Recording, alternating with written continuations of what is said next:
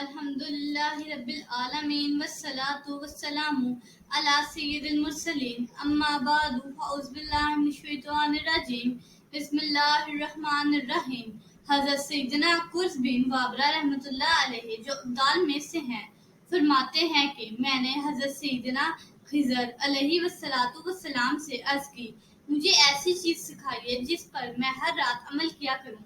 انہوں نے فرمایا جب تم نماز مغرب پڑھ لو تو عشاء کے وقت تک کسی سے کلام کیے بغیر نماز پڑھتے رہو، جو نماز پڑھ رہے ہو اس کی طرف متوجہ رہو اور ہر 2 رکعتوں پر سلام پھیر دو۔ ہر رکعت میں 1 بار سورہ فاتحہ 3 بار سورہ اخلاص پڑھو۔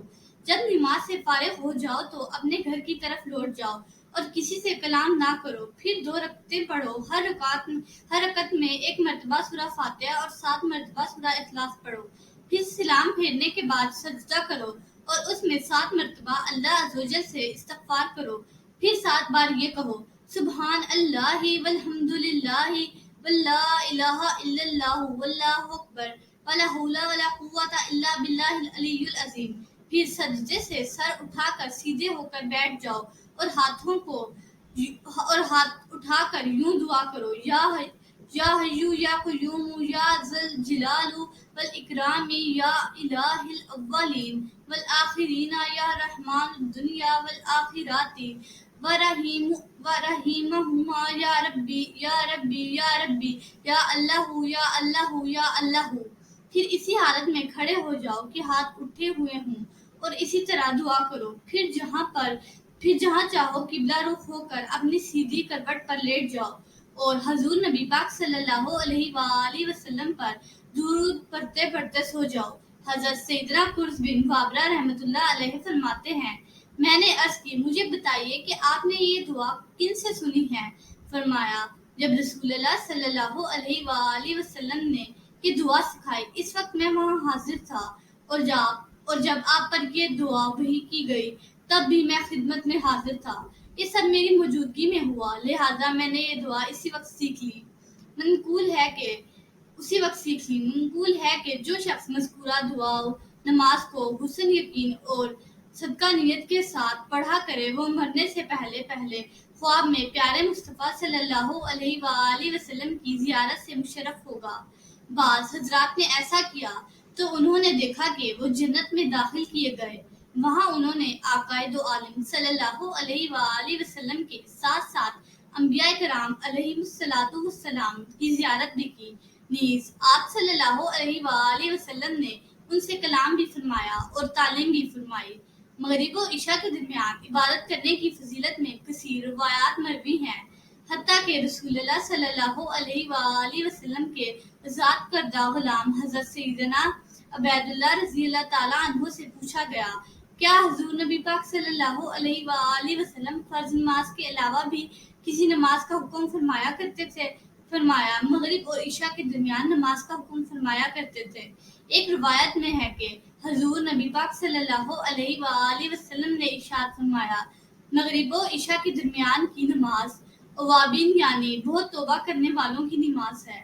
حضرت سیدنا اسود بن یزید نخعی رحمۃ اللہ علیہ فرماتے ہیں میں مغرب و عشاء کے درمیان جب بھی حضرت سیدنا عبداللہ بن مسعود رضی اللہ تعالیٰ عنہ کی خدمت میں حاضر ہوا تو انہیں نماز پڑھتے پایا۔ جب اس کے بارے میں ان سے سوال کیا تو انہوں نے فرمایا یہ غفلت کا وقت ہے اس لیے نماز پڑھتا ہوں۔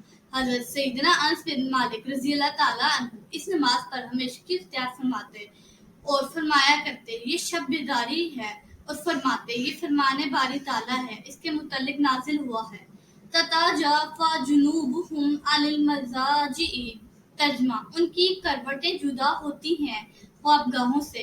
حضرت سیدنا احمد بن ابو حواری رحمۃ اللہ علیہ فرماتے ہیں میں نے ابو سلیمان درانی سے عرض کی میں دن میں روزہ رکھوں اور مغرب و عشاء کے درمیان کھانا کھاؤں، آپ کے نزدیک یہ زیادہ پسندیدہ ہے یا پھر یہ کہ میں دن میں روزہ ترک کر دوں اور مغرب و عشاء کے درمیان عبادت کروں؟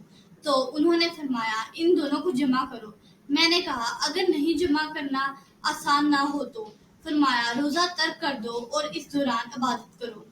ام المومنین حضرت سیدنا عائشہ صدیقہ رضی اللہ تعالیٰ عنہا سے مروی ہے کہ میرے سرتاج صحابی معراج صلی اللہ علیہ وآلہ وسلم نے ارشاد فرمایا، اللہ عز و جل کے نزدیک افضل نماز مغرب کی نماز ہے۔ اسے نہ تو مسافر سے کم کیا اور نہ ہی مقیم سے، اس کے ذریعے رات کی نماز کو شروع فرمایا اور دن کی نماز کو ختم فرمایا۔ تو جس شخص نے نماز مغرب پڑھی اور اس کے بعد 2 رکعتیں پڑھی، اللہ عز و جل اس کے لیے جنت میں 2 محل بنائے گا۔ جس نے 4 رکعتیں پڑھی اس کے 40 سال کے گناہ معاف فرمائے گا۔ ام المومنین حضرت سیدنا سلمہ رضی اللہ تعالیٰ عنہ اور حضرت سیدنا ابو ہریرہ رضی اللہ تعالیٰ عنہ سے مروی ہے کہ حضور نبی کریم صلی اللہ علیہ وآلہ وسلم نے ارشاد فرمایا، جس نے نماز مغرب کے بعد 6 رکعتیں پڑھی تو یہ اس کے حق میں پورا سال عبادت کرنے کے برابر ہے، یا فرمایا گویا اس نے شب قدر میں نماز پڑھی۔ حضرت سیدنا ثوبان رضی اللہ تعالیٰ عنہ سے مروی ہے کہ پیارے مصطفیٰ صلی اللہ علیہ وآلہ وسلم نے ارشاد فرمایا، جو مغرب و عشاء کے درمیان مسجد میں ٹھہرا رہے، نماز اور قرآن کے علاوہ کوئی بات نہ کرے، تو اللہ عز و جل کے ذمہ کرم پر حق ہے کہ اس کے لیے جنت میں 2 محل بنائے، جن میں سے ہر ایک کی مسافت 100 سال ہوگی۔ دونوں کے درمیان اس کے لیے درخت لگائے گا کہ اگر اہل دنیا اس کا چکر لگائیں تو وہ سب اس کا احاطہ کر لیں۔ ایک روایت میں ہے کہ جس نے مغرب و عشاء کے درمیان 10 رکعتیں پڑھی، اللہ عز و جل اس کے لیے جنت میں 1 محل بنائے گا۔ امیر المومنین حضرت سیدنا عمر فاروق رضی اللہ تعالیٰ عنہ نے عرض کی، یا رسول اللہ صلی اللہ علیہ وآلہ وسلم، تب تو ہمارے محل بہت زیادہ ہو جائیں گے۔ ارشاد فرمایا، اللہ عز و جل سب سے زیادہ کثرت و فضل فرمانے والا ہے۔ بسم اللہ الرحمن الرحیم، صلی اللہ علی حبیبہ سیدنا محمد وآلہ وصحبہ وسلم۔ اس درود پاک کے بے شمار فوائد ہیں۔ اس درود پاک کو کثرت سے پڑھنے والے کو دین و دنیا میں کسی چیز کی کمی نہیں رہتی۔ سکون قلب کی دولت سے مالا مال ہو جاتا ہے، دشمن دوست بن جاتا ہے۔ اگر کوئی چاہے دل کی کدورت، کینہ، دل کا میل، بغض، حسد اور اخلاق رذیلہ دور ہو جائیں تو اس درود پاک کو کثرت سے پڑھیں۔ ہماری کسی بھی ویڈیو میں کوئی بھی ایک لفظ بھی آپ ایسا نہ پائیں گے جو اللہ تعالیٰ کے حکم اور اس کے نبی اکرم صلی اللہ علیہ وآلہ وسلم کی تعلیمات سے ہٹ کر ہو۔